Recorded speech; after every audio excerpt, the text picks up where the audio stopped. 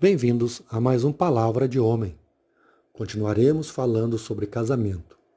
Hoje, veremos que é a maldição que caiu sobre homens e mulheres por causa do pecado, que torna o casamento não apenas desafiador, mas dolorosamente impossível para muitas pessoas. A história começa em Gênesis capítulo 2, versos 16 e 17. Depois leia Gênesis capítulo 3, versos 1 a 6. Já vimos esses capítulos. Foi da mão de sua mulher que Adão pegou o fruto proibido. Note que o primeiro ataque de Satanás à criação foi por meio do relacionamento entre homem e mulher. Adão caiu em pecado por meio de sua lealdade e amor pela esposa. Adão não foi leal a Deus, mas apenas a sua esposa. Isso demonstra a estratégia de Satanás, mas também como o casamento é central no plano de Deus. Satanás viu que o homem e mulher nesse ponto eram vulneráveis. Mas o casamento é tão bom que Satanás o atacou primeiro. Adão se viu em meio a um dilema, que se tornaria sua ruína. Ele achou que deveria escolher entre a mulher, sua esposa, e Deus, entre o dom e o doador. Ele deve ter pensado: se eu recusar o fruto, significa que eu estou rejeitando minha esposa em favor de Deus. E que se eu aceitar o fruto, significa rejeitar Deus em favor da minha esposa.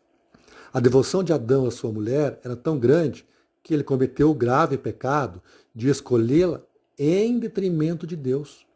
Era o dilema realmente no meio do qual Adão se encontrava. Mas foi um falso dilema. Não se tratava de uma mera escolha entre uma coisa ou outra, como ele pensava que fosse. Não sabemos como teria sido se Eva e Adão tivessem apelado a Deus por ajuda. Mas sabemos que unir-se a Eva em rebelião contra o mandamento de Deus foi a resposta errada.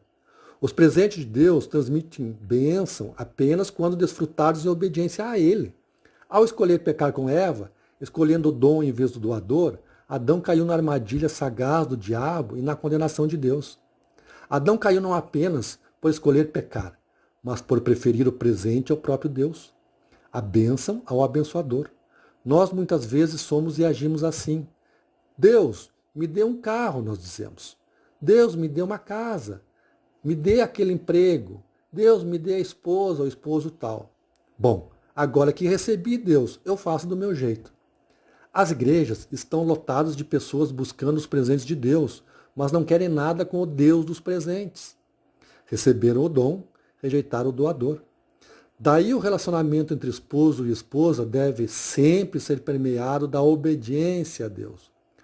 Compactuar com o pecado do outro cônjuge importa sempre rebelião a Deus. Pense nisso.